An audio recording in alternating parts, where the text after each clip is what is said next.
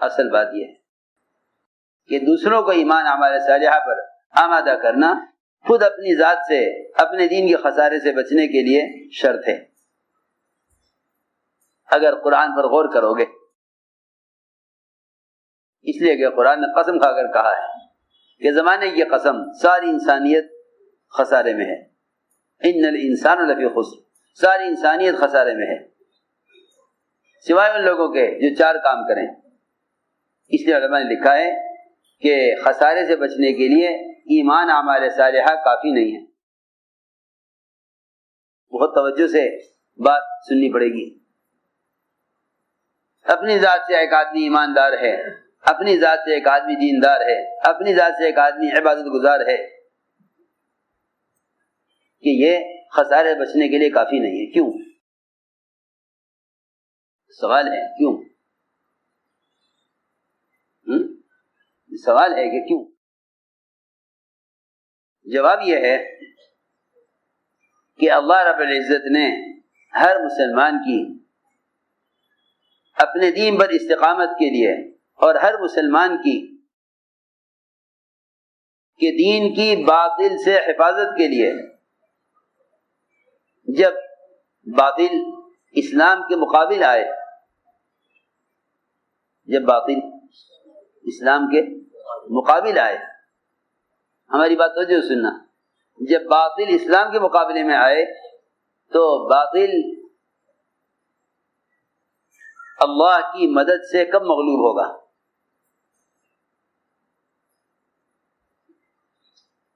باطل اللہ کی مدد سے کب مغلوب ہوگا؟ مسلمان کے ساتھ باطل کے خلاف اللہ کی نصرت کب ہوگی؟ اس کو اللہ نے قرآن میں کھول کر کہہ دیا کہ اگر تم دعوت پر ہو تو اللہ رب العزت تمہاری مدد ہر زمانے کے باطلی خلاف کریں گے،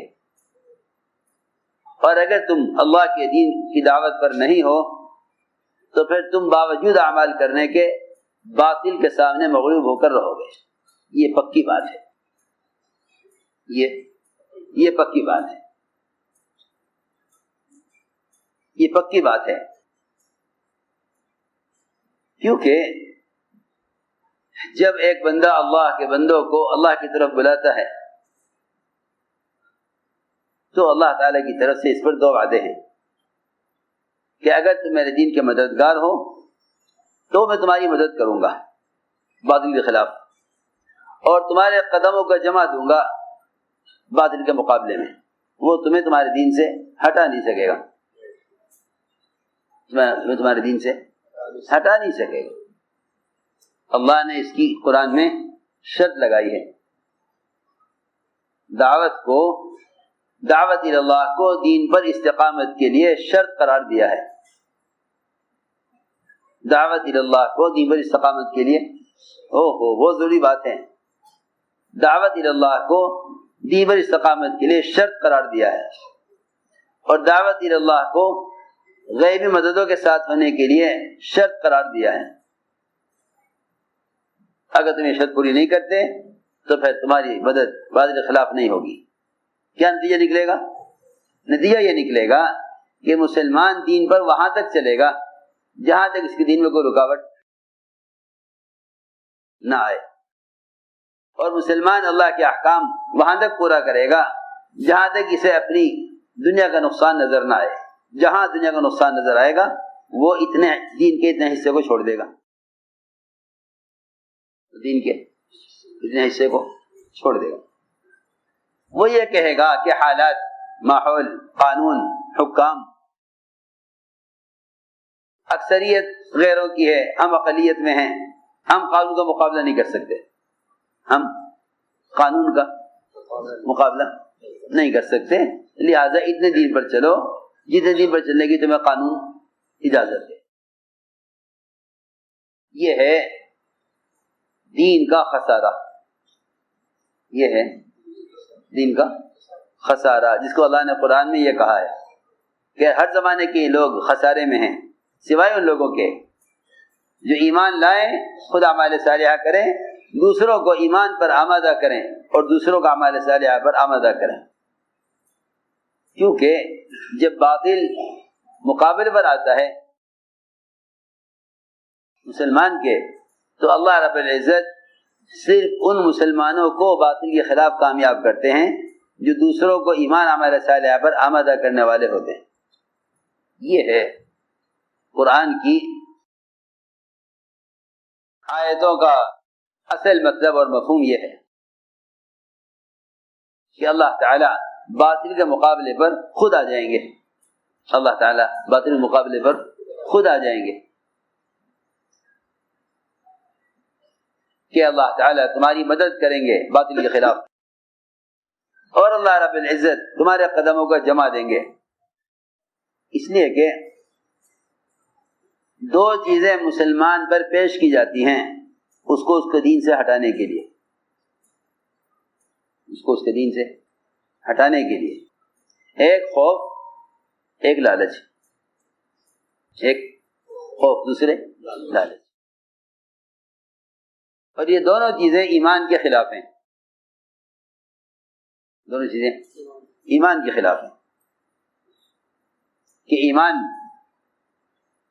مال کی محبت دل سے نکال دے گا، اور ایمان اللہ کے غیر کا خوف بھی دل سے نکال دے گا۔ یہ بھی دونوں چیزیں نہ ہوں گی تو پھر کوئی شخص بھی اپنے دین کو لالچ کی وجہ سے یا اپنے دین کو دشمن کے خوف کی وجہ سے چھوڑے گا نہیں۔ یہ ہے وہ اللہ تعالیٰ کی غیبی نصرت۔ تو اصل میں دعوت سے اللہ رب العزت مومن کے اندر ایک رعب پیدا فرما دیتے ہیں،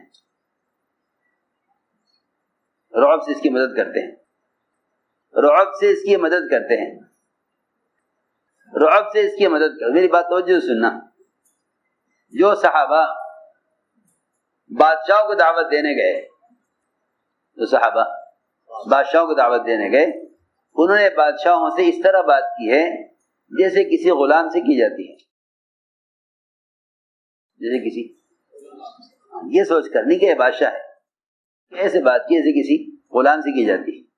یہ ہے وہ غیبی مدد کہ آپ نے فرمایا اللہ نے میری مدد رعب سے کی ہے۔ ربیع بن عامر انہوں نے بادشاہ سے ملاقات کے لیے، اس کو دعوت دینے کے لیے سفر کیا۔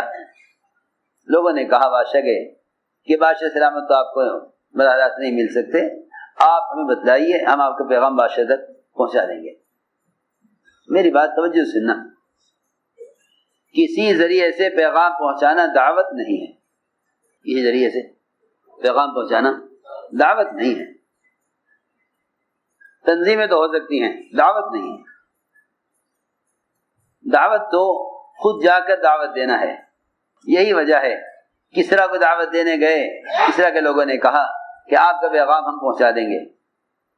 شجاع بن وہب نے کہا نہیں، ہم آپ کے ذریعے پیغام نہیں بھیجیں گے، ہم بادشاہ سے خود بات کریں گے۔